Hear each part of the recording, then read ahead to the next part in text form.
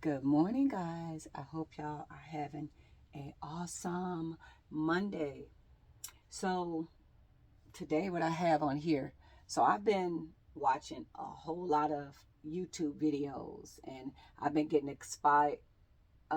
inspired by different dresses and different designers and just kind of pushing myself to be able to create some of these things that I've never did.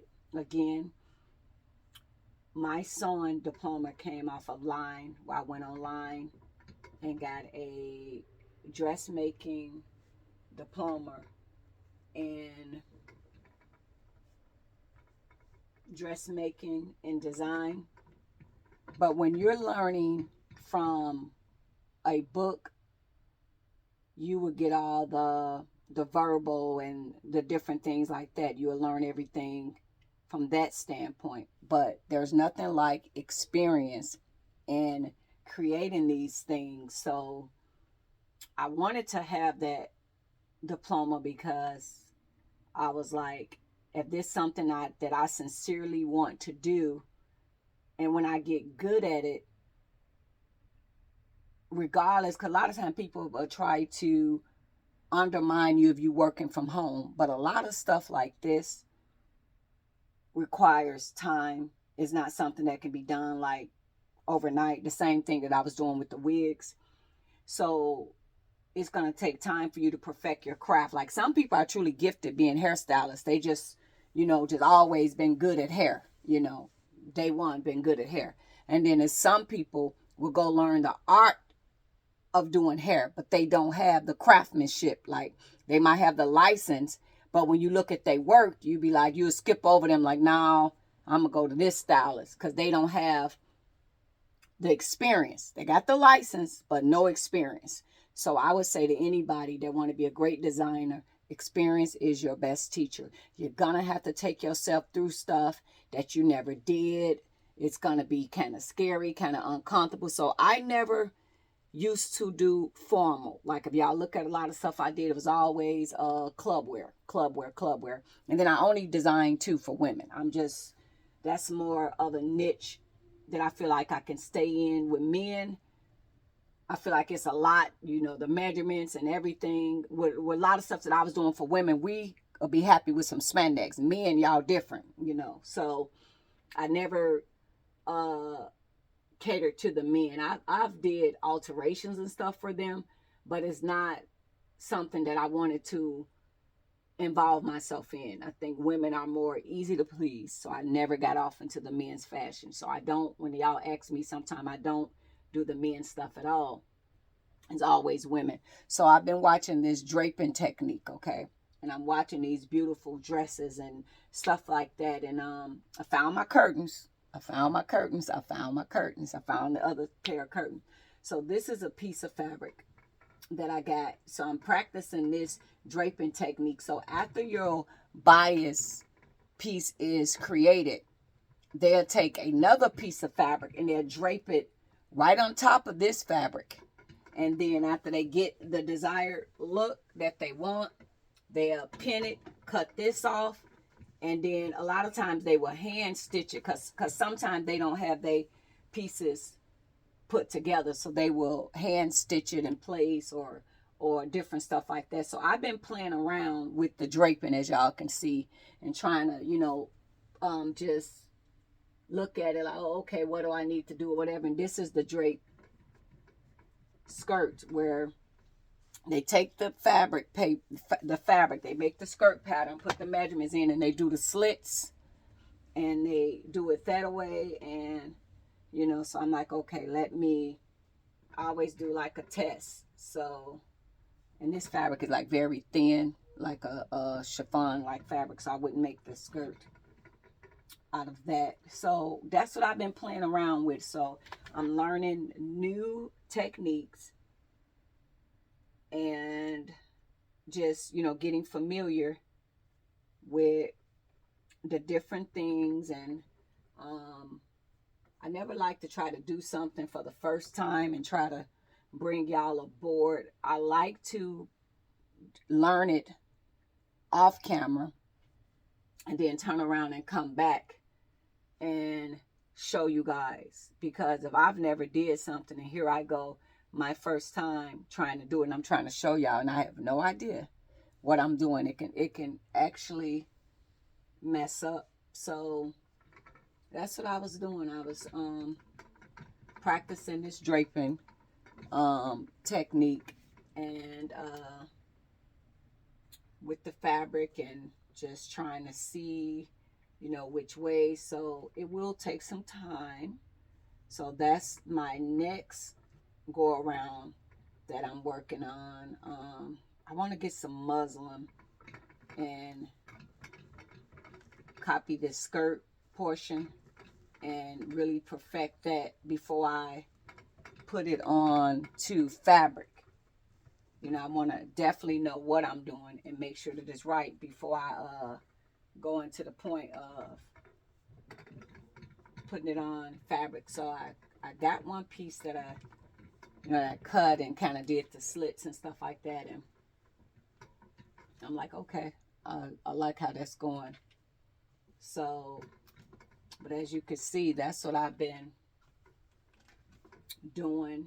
And then after they do all this, they'll press it, they'll iron it on here, and you do your pleating the way you like it. You can do it smaller or however. So I just was kind of playing around with it and kind of seeing, okay, how that looks.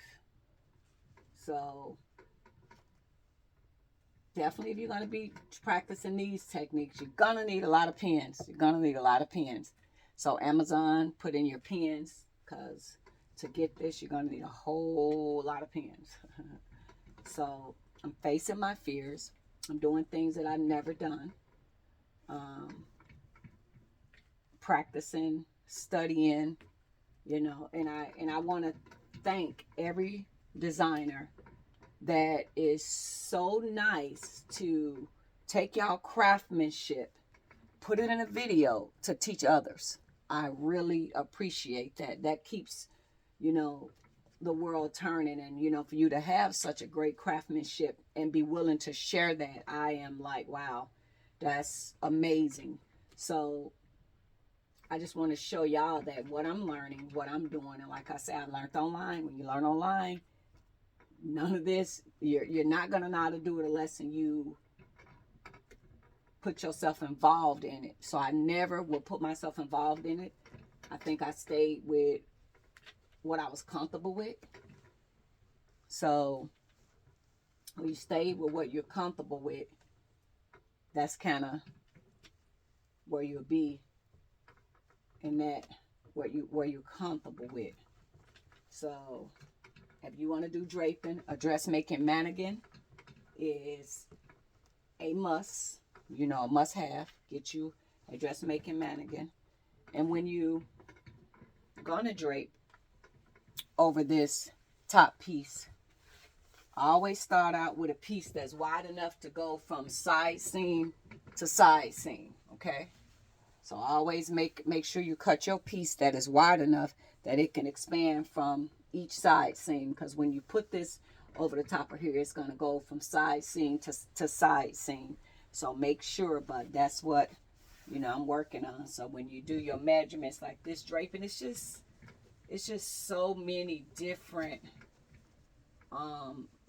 designs that, you know, that you can do. So I'm truly learning. I'm truly learning, like, so with the pleating and the draping, and, you know, and I use the thicker part of the curtains as the border from up here. So when I started, I pretty much, if I even it out, I start my first pin kind of in the center after I do the measurements from side seam to side seam, and just secure that, and then I secure on each side.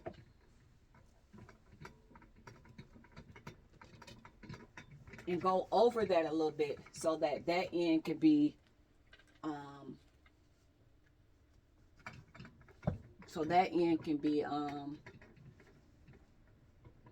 so this right here, like, put it at the tip of your sweetheart. put it there. And then you just, you know, depending on how many ruffles you want and different stuff like that. So I secure it like that. And then I just, you know, kind of start from here and start seeing where I want the pleats to be. So, but yeah, you'll take your time and make it nice and even. I'm just going to do like one or something and then just kind of let y'all go. But yeah, you just start your pleat process and take your time. And then that end up there, so we started it. And see, this will fold down. And we'll sew that down. So that's why I went over the sweetheart. And I just keep going and pinning. So pins are your friend. Don't be afraid to use a lot of pins when you're starting to do this draping process. Use a lot of pins. And I always go to the end of that side seam. This is going to be, and go over the side seam, because this is going to be where you're going to secure it down. This is what's going to hold all your pleats down on the side seam. And then you just continue to go. And the width and how you want it.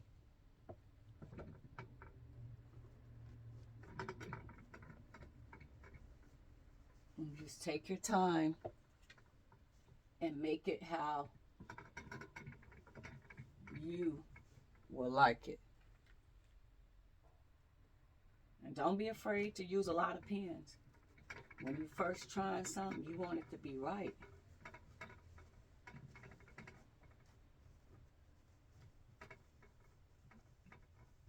You want it to be right.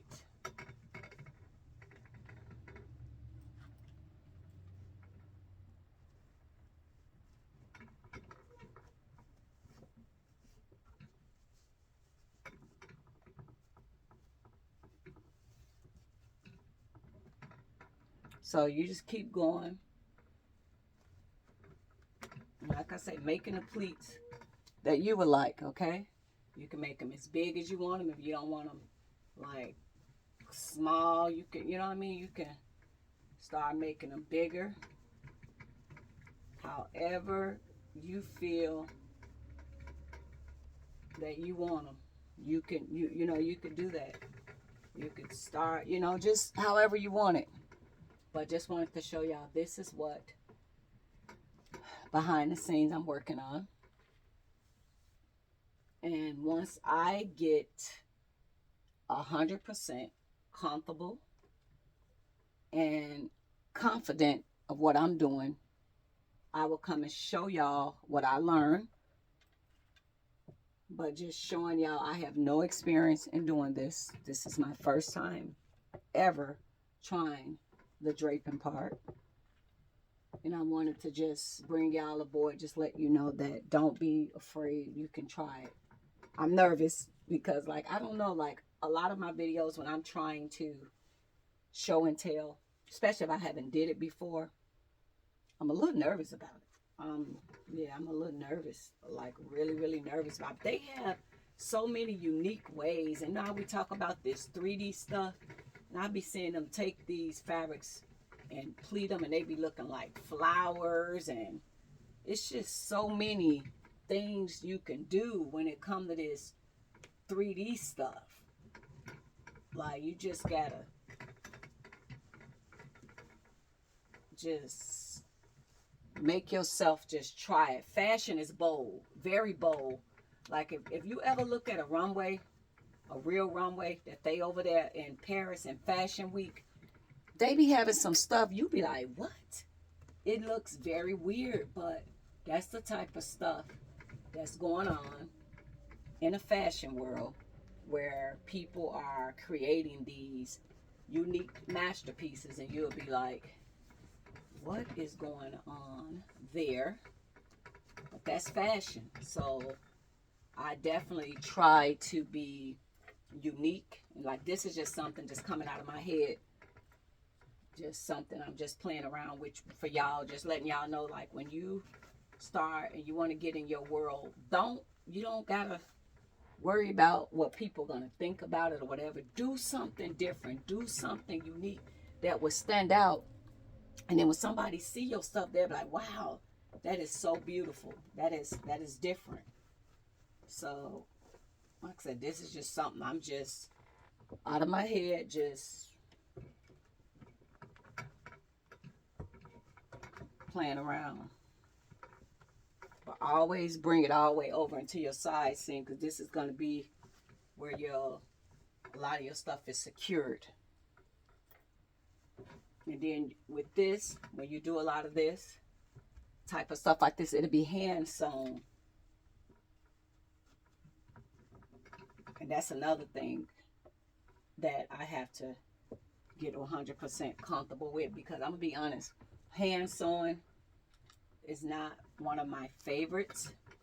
But hey, if you want to be great, you gotta do stuff that ain't your cup of tea. But maybe you never know. You get big enough and you got your company going, and if you don't like doing something and your company is big, you can hire somebody to do the things that you don't like to do. Okay, you can hire your people to come in. I got nieces, and I can bring them aboard, work with them, and we work together. I pay them, and the stuff I don't want to do, like, hey, I need you to do this, and you show them, teach them how you want them to hand secure this on. And you teach them.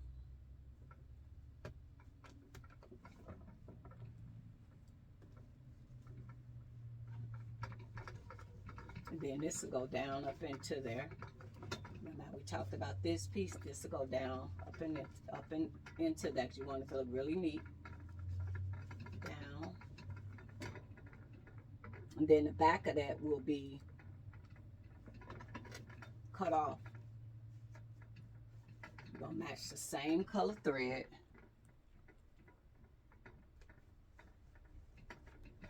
So that'll be cut off. This piece right here, all back there, will be cut off. So that'll be gone. That'll be cut off. And then you will have this 3D. Y'all see that? Like something going on here. So yeah, it's just not being afraid to create, to do something, bold. That's art. That's art. So it's like when you see that, when people look at it, they be like, I never saw a dress like that before. So yes, don't be afraid to be creative and make your stuff. A lot of stuff, like I said, I'm gonna be honest, I'd be not knowing what I'm gonna do, and I challenge myself to do it. This is my happy space. Like when people be like, what do you like to do for fun? This is what I like to do for fun. I like to create. So behind the scenes, like,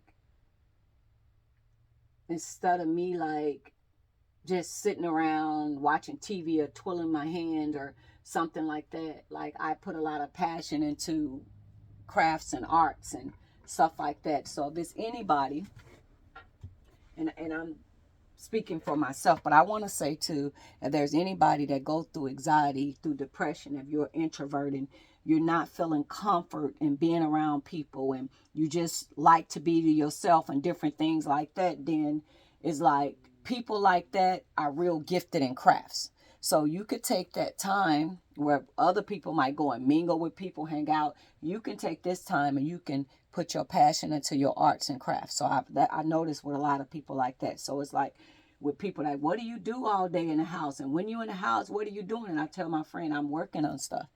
There's never a dull moment, because my brain is like a computer. So either I want to make a hat. Y'all know I'm in hats. Or I haven't been painting my reborns because I ran out of space. But I like to paint the reborns.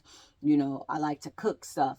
So my brain is always like, I want to learn this. I want to try this. I want to try this. I want to try it. So I always find something positive to work on than to be dwelling on, painful things. So this is the type of stuff that I like to do that brings me peace, that brings me joy.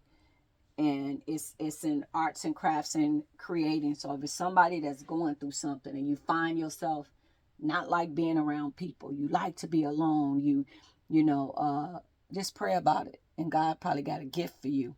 That your gift is when you alone. Like most people that do this, they mind, you know what I mean? They thrive better alone, solo dolo. So this is what my mind does when I'm to myself. I like to do this type of stuff. Like I'm not the type that my sister just had a party. So I went to a party. I went for like 2 hours. And she's like, you finna go? I'm like, yeah, sister, I'm getting out of here. I went and, supported. And before dark, I was home, back at home. But this is the stuff that I like to do. And don't be feeling weird because you're different. I'm different. I've always been different. And I realized that this is my happy space. So I like to create, and I've been praying to be better and different things. I'm afraid. I say yes. I say I pray over anything I touch. Ask God to give me creative vision and to comprehend, to understand. Because like I say, everything I learned from a book. But where I see myself at, and we're gonna go way out 5 years from now, me being a very unique designer that's making unique pieces, and I'm shipping all over. And don't be afraid to like work from home and different stuff, because when you build your clientele, you get the elite clients and stuff like that, and you work with them. But it's like, in order to get good at anything, you got to practice. You got to make mistakes. You got to realize that don't work. You got to realize what worked. Put your spin on it. Don't be afraid to watch other people, because there's some people that'll say, you're here designers, I don't look at other people's stuff. I don't watch this, and that's why you delayed. And that's why nobody's buying your stuff, because you stuck in what's in your head, and that might be back in, the 90s. You got to look at what's going on around you, because you'll be lost in the sauce. You got to look and see. So I'm not afraid to look at other designers and see. Imitation is the best form of flattery. You learn stuff, but you can also switch it up and do your own thing. But yes, I'm watching the galas and the designers, and I'm watching all this stuff, and I'm looking at this stuff, because I'm like, yeah, because a lot of times something in your head might be weird or bold, but when you look at these fashion shows, you be like, it ain't weird or bold to them. They walking the runway with bird cages on their heads. So yeah, don't be afraid to. So like, people probably thought this big hat, this big old hat right here was weird, but I saw Lauryn Hill wear this hat. So when I saw Lauryn Hill perform, and she wore this big old ostrich hat, hers was huger than this. So people looking like, what the heck is that? So a lot of stuff, no, I'm not going to just walk around and wear this type of stuff. This is extremely bold. I won't walk around and just wear it. And I want more feathers too. So I'm not going to walk around and just manually wear this. But I do participate in fashion shows. So when they have fashion shows and runway, this is the type of stuff I'll pull out. Because when you put this type of stuff out there on the runway in bold, you can hear the crowd, whoa, because it's not ordinary. So I'm not afraid to go unordinary. I watch, and so I can say, yeah, when I saw Lauryn Hill, but hers was huge. Her feathers was, I'm telling you, hers was very huge. So y'all will see me do some stuff like that. Everything ain't meant to walk around and wear outside. It's for those big, bold moments. Go big, go home. Thanks for watching, guys. And when I learn more, I'll share more. And we'll keep this journey going. But that's what I'm behind the scene working on. And I hope you guys have an awesome Monday. Toodles.